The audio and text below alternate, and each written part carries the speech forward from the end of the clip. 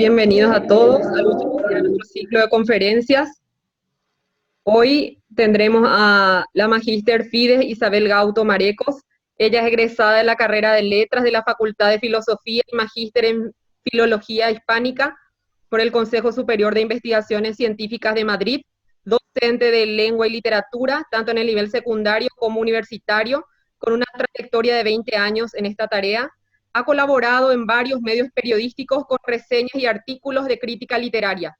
Ha trabajado para instituciones privadas y públicas en la elaboración de materiales didácticos en el área de lengua y literatura para todos los niveles.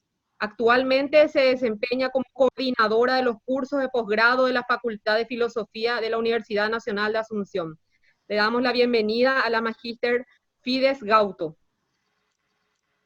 Bueno, muchísimas gracias Miriam, todas las colegas y compañeras que estuvimos trabajando y organizando todo esto. Estuve participando en los otros días como parte del público y la verdad es que anima mucho, es muy positivo, ¿verdad?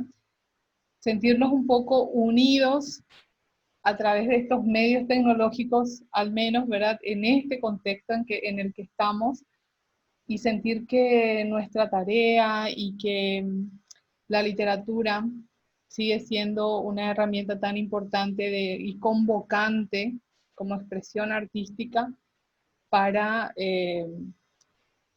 traer una luz en medio de todo, de repente incluso del caos que se puede dar en nuestra sociedad actualmente. Y cuando me pidieron hablar sobre este tema, yo, eh, por supuesto, me pensé, ¿verdad?, sobre qué aspecto podríamos tocar, en qué aspecto podemos aportar. Y como saben, muchos de mis alumnos están aquí, exalumnos también. Para mí la poesía es una expresión superior, muy importante y desafiante también, porque leer literatura en general es exigente, pero la poesía tiene una particular exigencia, ¿verdad? Porque el lenguaje simbólico, sintético de la poesía, a veces nos puede hacer un poco retroceder, ¿verdad? Es como que necesitamos escucharnos entre todos en este proceso de leer e interpretar para llegar a conclusiones y para ver una obra literaria como en su real dimensión.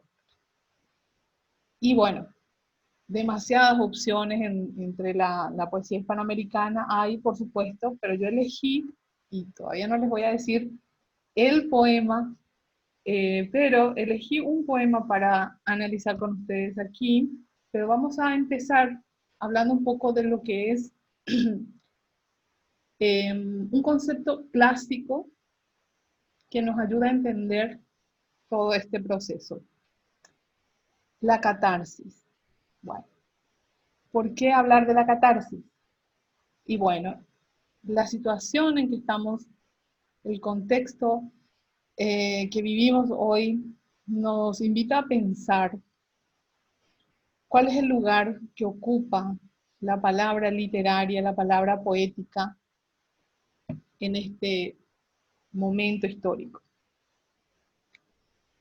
Y así como dijeron nuestras maestras y colegas en las sesiones anteriores, existen demasiadas muestras a lo largo de la historia de que la literatura siempre sirvió como un espacio de sanación, de alivio, de todo el pesar y de la angustia que se podía sentir en esos momentos difíciles como son los momentos de pandemias y momentos de guerras, por ejemplo, las guerras que son así, las grandes catástrofes, finalmente son momentos propicios para la poesía.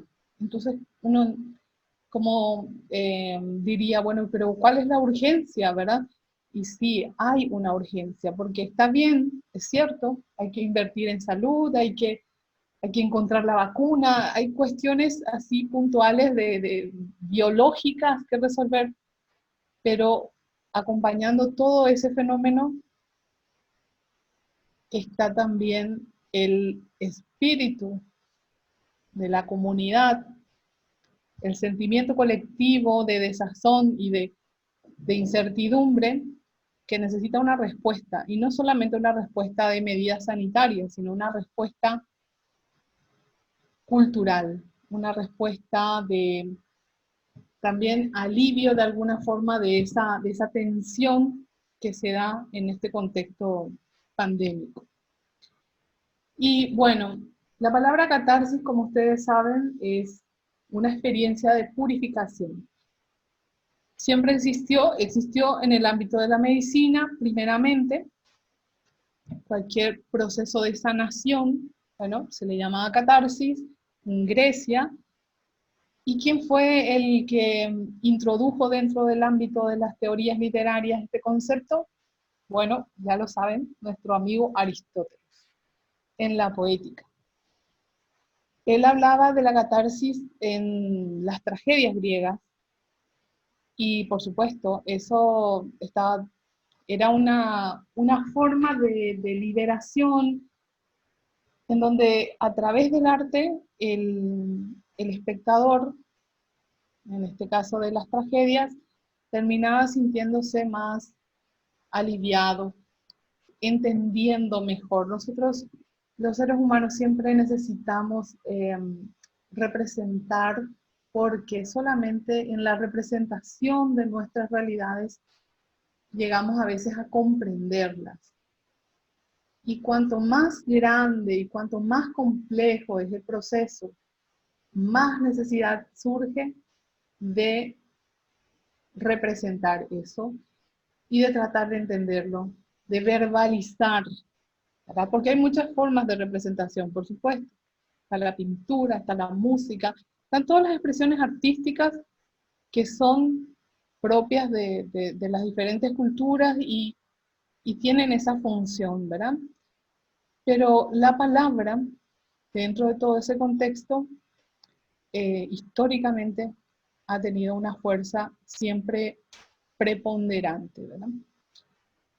Entonces, la catarsis para nosotros en este momento se hace absolutamente necesario, se hace necesaria esa revisión de los procesos y ampliando incluso el panorama nos vemos que dentro de ese contexto la palabra, como les decía, es esencial para el ser humano. El hecho de nombrar el mundo, de poder pensar sobre nuestra realidad y con nuestras palabras, incluso pensar sobre nuestras palabras, o sea que es una función metalingüística, hace que seamos únicos entre los muchos seres que habitamos este planeta, por ejemplo, ¿verdad? Los animales también se comunican, solemos decirlo, pero nosotros tenemos ese privilegio de poder utilizar la palabra en otros y otros niveles. Y dentro de la utilización de la palabra, dentro de las muchas posibilidades de utilización de la palabra, está la palabra poética. Y desde siempre, podemos decirlo, ¿verdad? La palabra poética fue una expresión superior del lenguaje. Originalmente incluso estaba relacionada con las celebraciones religiosas, porque pareciera que cuanto más misterio rodea a una realidad, la palabra no puede ser la palabra cotidiana, ordinaria, sino se necesita una palabra elaborada, significativa. Y por eso es que, por ejemplo, de los grandes libros de la humanidad, empezando por la Biblia y otros libros de otras culturas también, libros primarios, digamos, incorporan la poesía como parte de sus componentes, ¿verdad? Importantes. El lenguaje poético siempre fue el lenguaje de los misterios. Y pareciera que, bueno, no sé, estamos en el siglo XXI, ya no hay misterios. ¿Será que no hay misterios? Y eso es lo que pasa, que sigue habiendo cosas y ahora más que nunca nos damos cuenta de que de repente, en cualquier momento, surgen situaciones inexplicables, difíciles de asimilar y de digerir. Y ahí yo recuerdo unos versos de Becker. Este es también un clásico, Becker, ¿verdad? El poeta romántico español que hablaba de que la poesía siempre va a existir. Uno de los fragmentos donde, que es lo que más me recuerda a esta situación, es: mientras la ciencia a descubrir no alcance las fuentes de la vida, o el mar, y en el mar o en el cielo haya un abismo que al cálculo resista, mientras la humanidad, siempre avanzando, no sepa a dónde camina, mientras haya un misterio para el hombre, habrá poesía. Y bueno, definitivamente nosotros seguimos debatiendo, seguimos tratando de asimilar tantas cosas. Pareciera que la ciencia, pareciera que las estadísticas pudieran resolver, por ejemplo, todo el fenómeno, pero no es así. Escuchamos campanas y campanas, respuestas de un lado, de otro lado, no hay una respuesta única a lo que estamos viviendo, pero sí hay un sentimiento común, y ese sentimiento común de desazón, de desasosiego, eh, se puede expresar o termina expresándose en el lenguaje poético. Y encontré muchos artículos, no una colección todavía formada de poemas sobre la pandemia, porque eso se está gestando ahora. La gente está escribiendo ahora. Dentro de, no sé, 10 años, 20 años, vamos a seguramente encontrar referencias así, bueno, esta es la poesía que se escribió en el 2020 en el contexto de la pandemia. Lo vamos a recordar por mucho tiempo, eso no cabe duda. Pero en este momento, lo que podemos hacer es revisar un poco lo que se ha escrito antes. Nuestras escritoras y nuestras eh, profesoras nos han hablado de grandes obras de la literatura que se refieren a esta situación, que tratan de explicar y de revisar este contexto. Y por mi parte me toca analizar un poco, ver lo que pasa en Hispanoamérica. Es decir, nosotros tenemos en Hispanoamérica, sobre todo en el siglo XX, un conjunto de autores que han conmovido las más hondas fibras de la poesía mundial, ¿verdad? Y en lengua española. Incluso me atrevo a decir que los hispanoamericanos en un momento dado tomaron la palabra literalmente, y la poesía española como tal en la primera mitad del siglo XX estuvo más o menos opacada, o sea, no tanto, después del 27, con todas las guerras y cosas que vivieron los españoles, también estuvieron así como más en un segundo plano, pero en Hispanoamérica comenzó a triunfar la poesía, grandes autores. Y bueno, entonces, por ejemplo, aquí un maestro, que es Octavio Paz, hace una definición de la poesía. Cuando a mí me piden que hable de poesía, siempre termino acordándome un poco de Octavio Paz, en su libro de El arco y la lira, que es todo un ensayo largo sobre qué significa la poesía. Y él define, por ejemplo, de esta forma: la poesía es conocimiento, salvación, poder, abandono, operación capaz de cambiar el mundo. Y ahí es donde nosotros podemos plantearnos, pero ¿hasta qué punto realmente es cierto eso? Y existen voces desde antes también que han defendido, se han hecho defensas de la poesía en diferentes momentos de la historia. Y una de las conclusiones a las que se llega es que si la poesía durante tanto tiempo y por tantas personas tan destacadas ha sido trabajada y desarrollada, tiene que ser algo importante para la humanidad. No puede ser una expresión menor, siendo que tiene una fuerza y un impacto. Y es cierto que simplemente escribir un poema puede no ser, no sé, no puede terminar con una guerra o iniciar una guerra, no sé, estoy pensando, o terminar con la pandemia, no así, no directamente no, pero no podemos negar la fuerza de la palabra.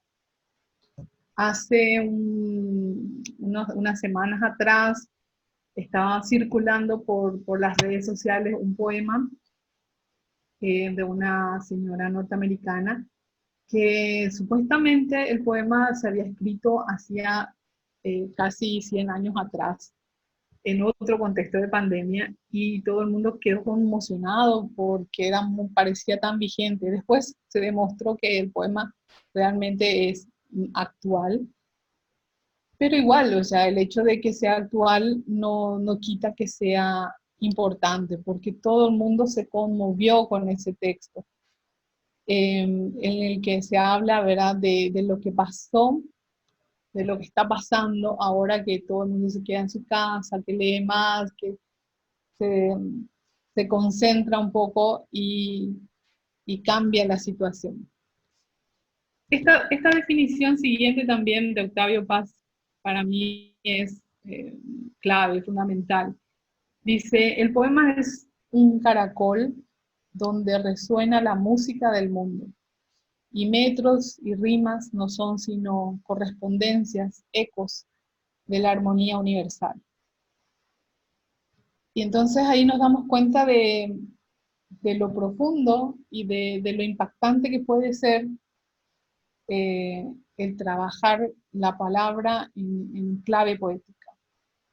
Y nosotros lo conocemos como lectores, y quienes están aquí son escritores, saben también, ¿verdad? La catarsis no es solamente una operación de desahogo del que escribe, es también un momento de alivio para el que lee, para el que siente que sus emociones y sus sentimientos coinciden con los sentimientos y las emociones de esa persona, y que lo ha dicho de una forma tan magnífica que, siendo un sentimiento común, esta persona es capaz de representar con palabras algo que uno mismo no lo puede decir, no lo puede explicar. Bueno, ahí está entonces el valor de la palabra poética. Muy bien.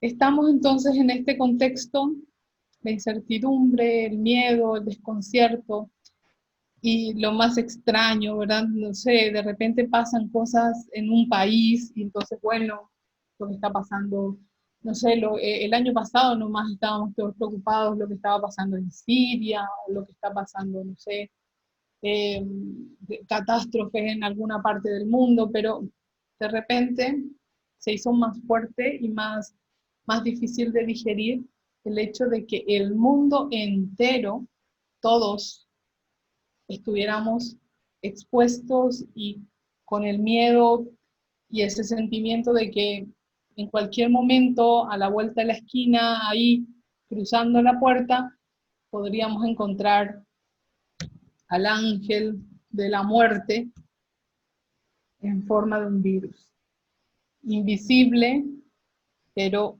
letal, ¿verdad? Y seguimos todavía con el corazón en la mano, escuchando las noticias. Cada día a la una más o menos se comparten las informaciones del día y uno ahí evaluando si sentirse esperanzado, sentirse triste. Y eso que nosotros en Paraguay, sinceramente, somos un país bendecido porque realmente no ha llegado el, el mal con tanta fuerza, es decir, no hemos perdido a tanta gente, pero sin embargo hay otras circunstancias que no tienen que ver solamente con la enfermedad en sí, sino los problemas sociales que genera el hecho de haber parado y de seguir todavía más o menos avanzando muy lento. Todo el sistema está resentido. Y esto que estamos sintiendo nosotros en Paraguay es algo que están sintiendo el mundo entero.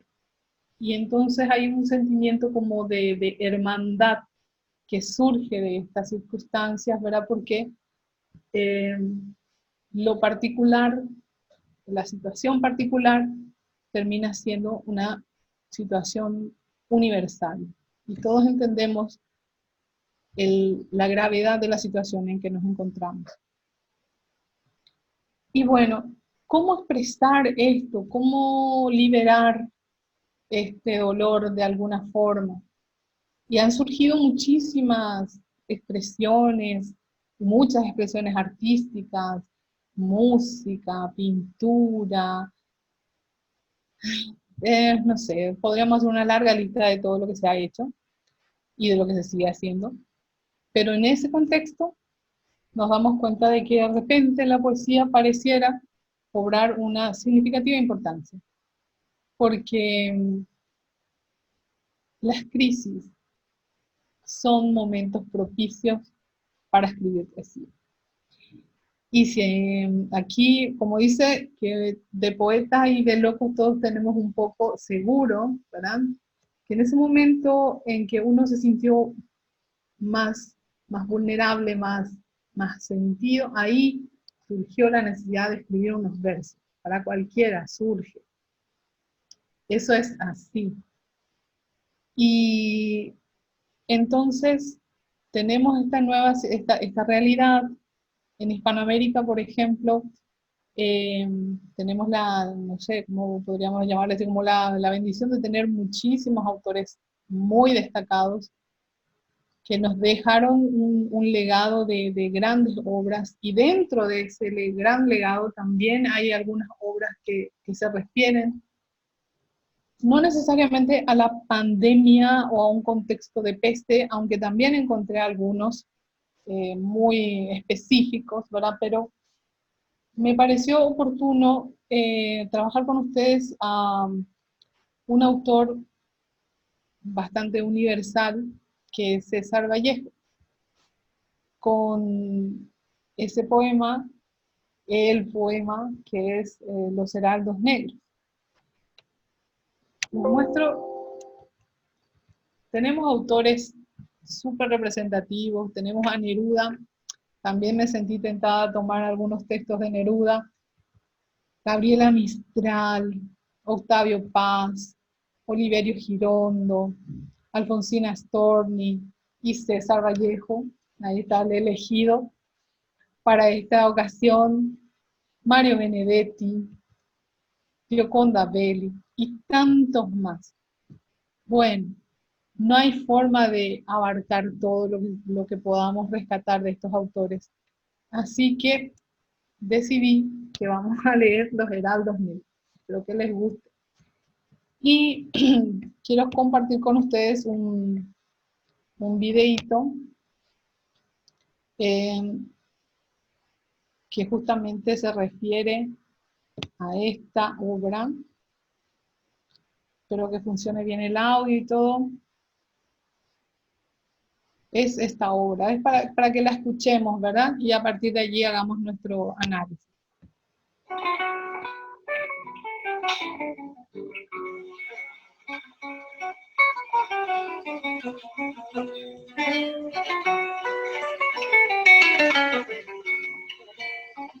Hay golpes en la vida tan fuertes.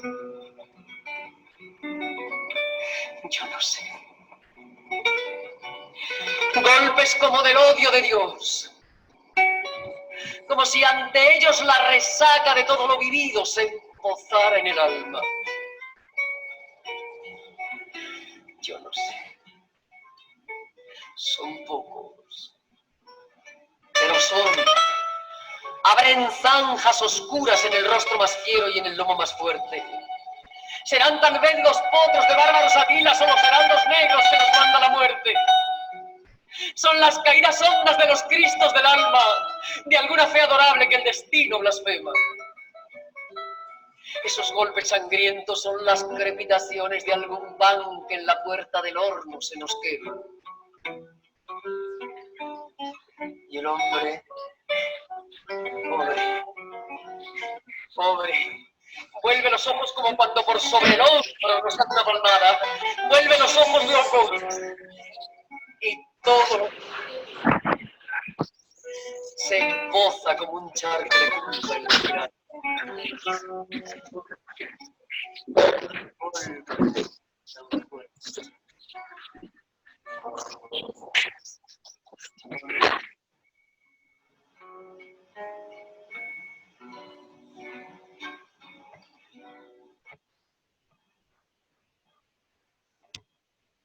Bueno, es una presentación del poema que estoy segura que todos conocen.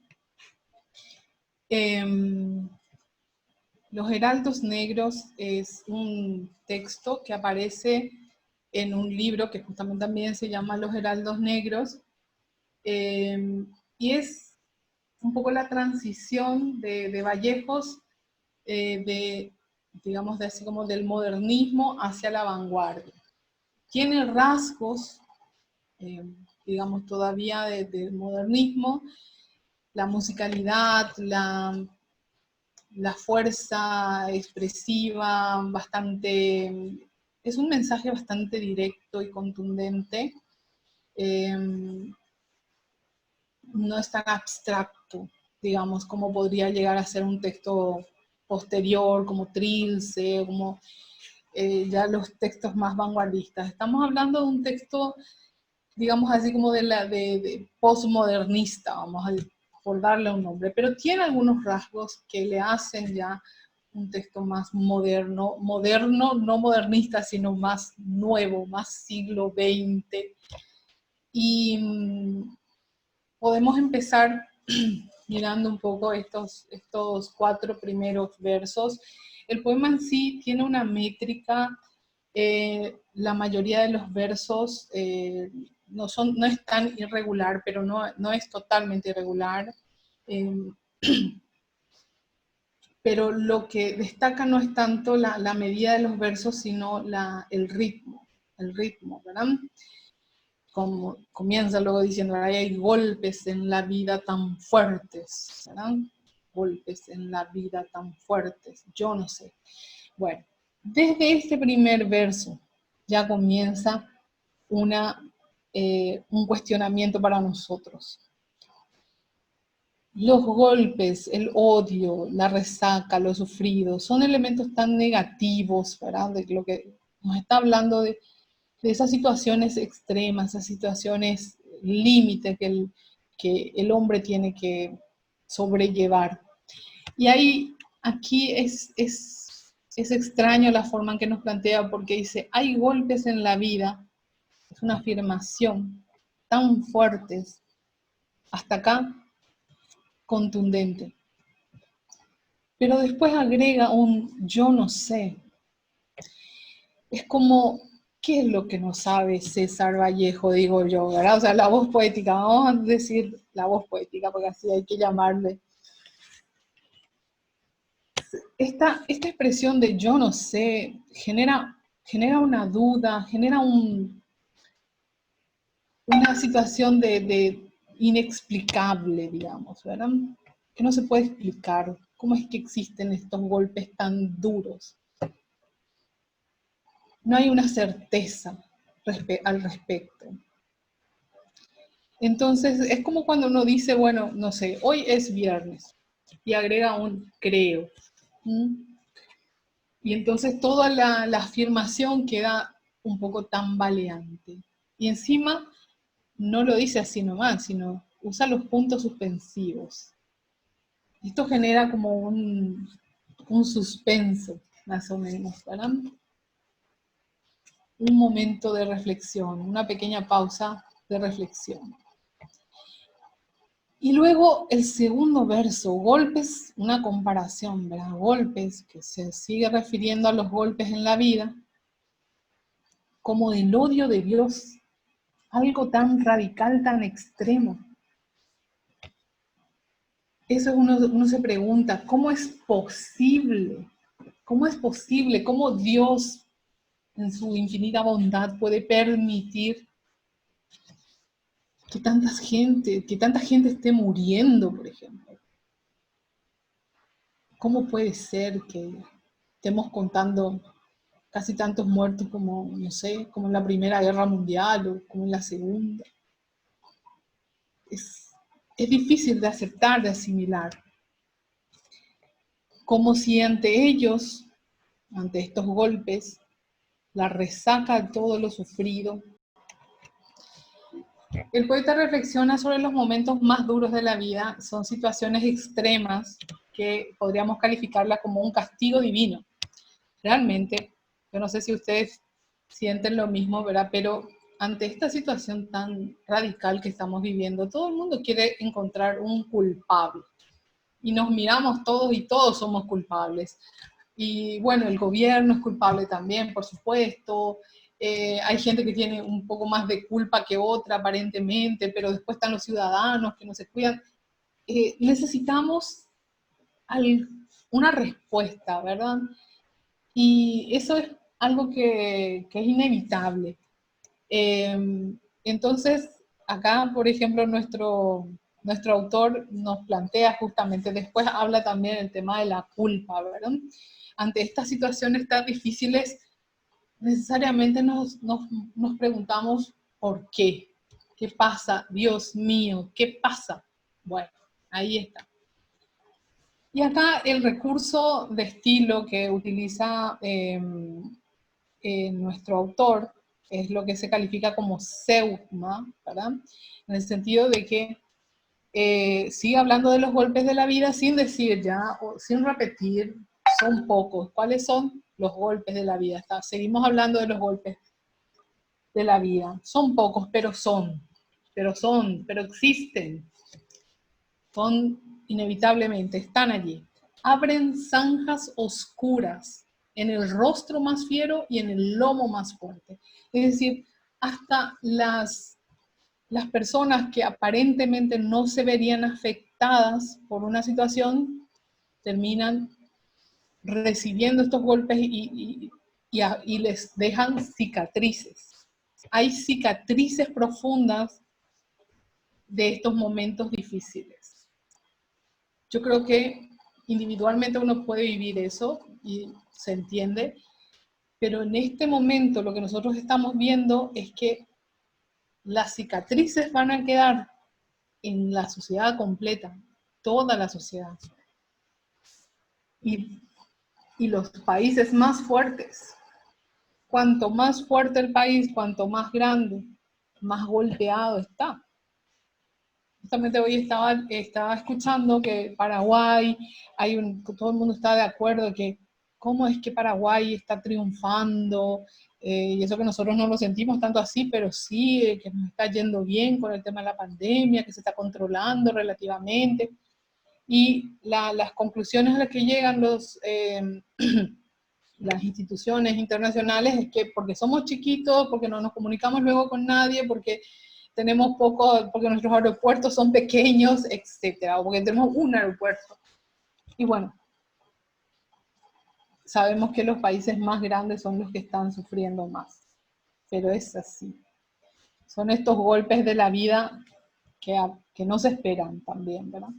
Y después se refiere a los bárbaros Atila, acuérdense, este personaje histórico tan que hizo arrodillar a un imperio, el Imperio Romano, ¿verdad? Entonces, los bárbaros Atila, es como si llegara una invasión, es una guerra, y así lo sentimos. Estamos en un momento de guerra y se repite bastante este concepto. Son los heraldos negros, los heraldos son los mensajeros que nos manda la muerte. Así mismo, es decir, ante esta circunstancia que estamos viviendo, tomamos conciencia de que no somos tan fuertes como pensamos, que somos vulnerables, que estamos realmente, y no es una cuestión individual, sino social, ¿verdad?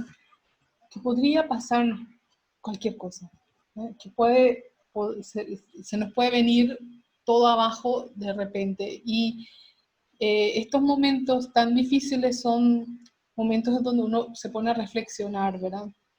He visto, circulan ciertos afiches, ciertos textos que nos hablan de cuáles son las enseñanzas que nos deja la pandemia. Y nos habla, por ejemplo, de la necesidad de darnos cuenta de que la salud es un bien que a veces no se aprecia suficientemente, solamente cuando la perdemos ahí parece que nos damos cuenta del valor que tiene, de que todos dependemos los unos de los otros, y que en realidad todos estamos conectados, y que no es una cuestión acá local, mi barrio, mi vecino, sino el país, el mundo, y que somos vulnerables, y que la muerte está ahí. Así que César Vallejo, al escribir este texto, es posible que ni siquiera estuviera pensando en una pandemia, obviamente.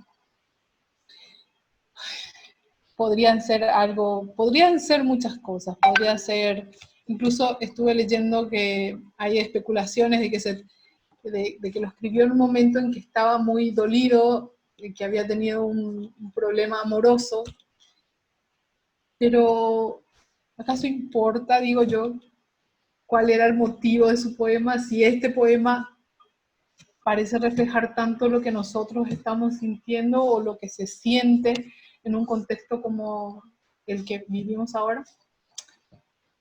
Así es, este es un poco el contexto, y no importa, finalmente lo que importa es que están ahí estas palabras tan representativas y que nos sirven para entender nuestra realidad, ¿verdad? Entonces incluso se habla de los Cristos del alma. Una cosa llamativa es que son caídas de los Cristos del alma. Uno comienza a, no sé, incluso a cuestionar su fe, ¿verdad? Y cada uno tiene como una forma de ver, ¿verdad? Una especie de visión personal, religiosa. Entonces, si uno se ve en esta situación tan extrema, comienza a perder o a cuestionar por lo menos, ¿verdad? ¿Qué es lo que está pasando? Entonces el destino acá también está escrito con mayúscula. Por cierto, que la muerte también está escrita con mayúscula. Entonces estamos hablando de una especie de personificación de la muerte y acá también del destino, ¿verdad? Estos golpes sangrientos son las crepitaciones. La palabra crepitaciones nos lleva a un contexto medio infernal, ¿verdad? Porque después dice, de algún pan que en la puerta del horno se nos quema. La palabra pan es tan significativa para el hombre, es lo mejor, lo bueno, lo necesario, es sagrado el pan, ¿verdad? El pan nuestro de cada día, y que se queme el pan es lo peor que puede pasar. Y bueno, eso es un poco lo que acá tenemos, una situación extrema, ¿verdad? Y el hombre, pobre, esta reduplicación, y además con estos signos de puntuación tan significativos, nos da la idea de de estar desvalidos ante estos problemas que no podemos resolver. Vuelve los ojos como cuando sobre el hombro, como cuando por sobre el hombro nos llama una palmada. Es decir, giramos para ver, ¿y qué pasa, verdad? ¿Qué es esto? Es un llamado de atención, como para pensar qué es lo que estamos haciendo como individuo y como sociedad, hacia dónde queremos ir. Nos deja mucho en qué pensar realmente. Incluso todo vuelve los ojos locos, o sea, hay una oposición de elementos bastante negativos y están los elementos positivos que tienen que ver con el hombre, con su mirada, con su hombro, con sus ojos. Todo está cuestionado, todo está en problemas. Y termina el hombre sintiéndose hasta incluso culpable de lo que está pasando. O asume la culpa en forma individual o asume la culpa en forma global. Yo escuché por muchos momentos, afirmar, por ejemplo, que todo lo que nos está pasando tiene que ver con lo mal que tratamos a nuestro planeta, como somos muy insensibles y que el progreso y en nombre del progreso y de la industria, desde siglos que venimos devastando y haciendo tanto mal, que la Tierra pues nos devuelve tragedias, ¿verdad? Catástrofes, y bueno, entonces no podemos decir que esto no tenga algo que ver con nosotros, sí, toda la gente está con ese pensamiento, ¿verdad? Pero, bueno, dice acá, termina otra vez con esa idea, ¿verdad? Se repiten, hay golpes en la vida tan fuertes, yo no sé, dice César Vallejo, y nosotros nos quedamos también pensando, ¿verdad? ¿Qué significa todo esto para nosotros? ¿Y qué podemos hacer? Bueno, hay cuestiones más técnicas, cuestiones más de elementos, de recursos que podríamos revisar, pero la idea era compartir con ustedes un poco esta visión de lo que representa verso a verso este poema tan significativo. Y bueno, hasta aquí mi exposición.